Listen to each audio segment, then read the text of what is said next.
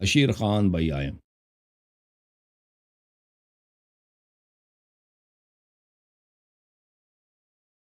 خان صاحب سنائیں بھائی. السلام علیکم.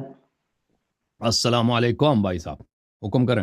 وعلیکم السلام. جی صاحب. بھائی آپ نا حضرت ابوبکر اور حضرت عمر کے بارے میں بہت بولتے ہیں.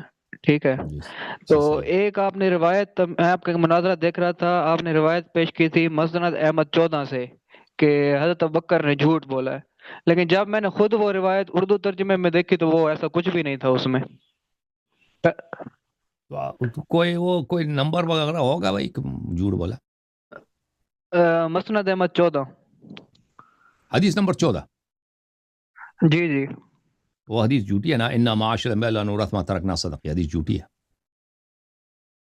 اچھا یہ حدیث آپ کہہ رہے جھوٹی ہے. اوکے. بالکل, رسول صلی اللہ اور علیہ وسلم, یہ حدیث قرآن کے خلاف ہے. قرآن کے خلاف. قرآن وورث سلیمان و داؤد. قرآن کہہ رہا ہے کہ سلیمان کو داؤد سے ارث ملا ہے. ابو بکر کہہ رہا ہے کہ رسول صلی اللہ علیہ وسلم نے بولا کہ مری میراث نہیں ہوتی تاکہ یہ خود قبضہ کر لینا. اور بھائی ہاں اگر یہ ہاں. حدیث ہوتی کہ نبی صلی اللہ علیہ وسلم کی میراث نہیں ہوتی, انبیاء کی میراث نہیں ہوتی, تو سلیمان کو کیوں ملا داؤد سے؟ سلیمان کو داؤد سے کیوں؟ وہ قرآن کی آیت ہے. نبی صلی اللہ علیہ وسلم کو نہیں پتا کہ سلیمان کو داؤد سے ارث ملی ہے. پھر اگر یہ حدیث ہوتی تو نبی صلی اللہ علیہ وسلم نے ابوبکر کو کیوں بولا؟ اپنی بیٹی کو بتا دیتے نا, اور ابوبکر کو تو میراث ملنا ہی نہیں ہے. ہاں, تو یہ جو ہے حدیث. اور پھر حضرت زہرا سلام اللہ علیہا جب انہوں نے یہ بات ابوبکر سے سنی, ان پہ غضبناک ہو گئی ہے. اور ان کی غضب اللہ کی غضب ہے, رسول صلی اللہ علیہ وسلم کی غضب ہے. بے شک بے اللہ اور رسول سچے بات پہ, شریعت کے حکم پہ غضبناک نہیں ہوتے, جھوٹی بات پہ غضبناک ہوتے ہیں. تو اس بات کے مختلف شک. دلائل ہیں یہ کہ بس. ابوبکر نے یہ حدیث گڑی ہوئی ہے. ٹھیک ہے نا. اور ایک اور واقعہ میں بتایا جاتا ہے ہجرت کا، مطلب جب وہ غار ہرا میں گئے اور انہوں نے حضرت ابوبکر نے غار اٹھایا ہوا ثور, تھا. ابر غار حرا نہیں, غار ثور. جی. غار ثور. غار سور. جی جی. ہاں. جی جی غار سور. اس میں اٹھایا ہوا تھا اور ایک جگہ سوراخ سارے بھرے اور ایک سوراخ رہ گیا. اس میں کہا جاتا ہے کہ سانپ تھا اور انہوں نے اپنا پاؤں آگے کیا اور سانپ نے کاٹ لیا. تو اس واقعے کے بارے میں آپ کا کیا کہنا ہے؟ تو اس سانپ کو ہمارا سلام ہے واقع. اس سانپ کو ہمارا سلام ہے کہ سانپ, بلکہ سلام نہیں, بغیرت سانپ زیادہ کاٹ لیتا ہے, اس کی مسلمانوں کی جان چھوٹ جاتی ہے. ٹھیک ہے, جو زیادہ کیوں نہیں کاٹ. بہرحال وہاں پہ دیکھیں یہ اس کا کوئی جہاد تو ہے نہیں, کوئی اس کا کوئی دین کے لیے کوئی اور کام تو ایسی طرح بنائیں گے نا کہ اس نے ایک غار میں پیر دھکیل دی, فلان کر دیا. تو یہ جو جانور ہوتے ہیں نا, یہ انبیاء علیہ السلام کو اذیت نہیں کرتے. جانور جو ہوتے ہیں نا, ہاں صحیح. ہاں, یہ وحشی جی جو جی. جانور ہوتے ہیں, یہ عام آدمی کو یہ کر سکتے ہیں, لیکن رسول صلی اللہ علیہ وسلم کو نہیں کرتے. ہمارے احادیث میں کہ رسول اللہ صلی اللہ علیہ وآلہ وسلم جب وہ وولف ہوتا ہے نا, بیر بولتے ہیں اردو, بیریا بولتے ہیں, کیا بولتے ہیں, انہوں نے رسول صلی اللہ علیہ وسلم جی کی جی. رسالت کی شہادت دی ہے. ٹھیک ہے نا. ایک دن حضرت ابوذر علیہ السلام, اس زمانے میں وہ مسلمان نہیں تھے حضرت ابوذر, وہ اپنے گاؤں میں, جی.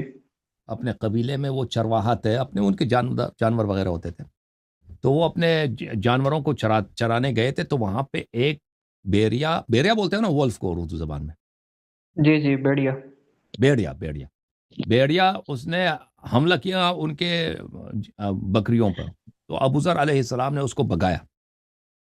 تو دوبارہ اس نے حملہ کیا کچھ لمحوں کے بعد, پھر اس کو بگایا, پھر تیسری دفعہ اس نے حملہ کیا. ابوذر جی. علیہ السلام نے کہا کہ یہ کتنا بدبخت بیڑیا ہے, کتنا بے شرم ہے, میں نے 2 دفعہ اس کو بگایا, پھر حملہ کیا. ایک دفعہ اس نے عربی زبان میں کہہ دیا, اس نے کہا مجھ سے بدبخت زیادہ لوگ مکے کے لوگ ہیں. وہاں پہ اللہ تعالیٰ نے ایک نبی کو مبعوث فرمایا جو سب سے بڑا عظیم ترین نبی ہے, اور مکے کے لوگ اس کو جھٹلاتے ہیں. ابوذر ہکا بکا رہ گیا کہ کیا کہانی. اس دن وہ گھر گیا, اس نے کہا کہ اپنی بیوی سے کہا کہ آج ایسا واقعہ پیش آیا, بہت عجیب واقعہ پیش آیا, تو جی میں مکے جا کے جاتا ہوں. تو پھر وہ مکہ چلا گیا. جی. مکے میں گیا, لوگوں سے پوچھا کیا ایسا کوئی واقعہ ہے یہاں پہ کسی شخص نے نبوت کا ادعا کیا ہے؟ تو لوگوں نے کہا کہ ہاں وہ دیکھو وہ بزرگ ہے ابو طالب, اس کا بھتیجا ہے وہ.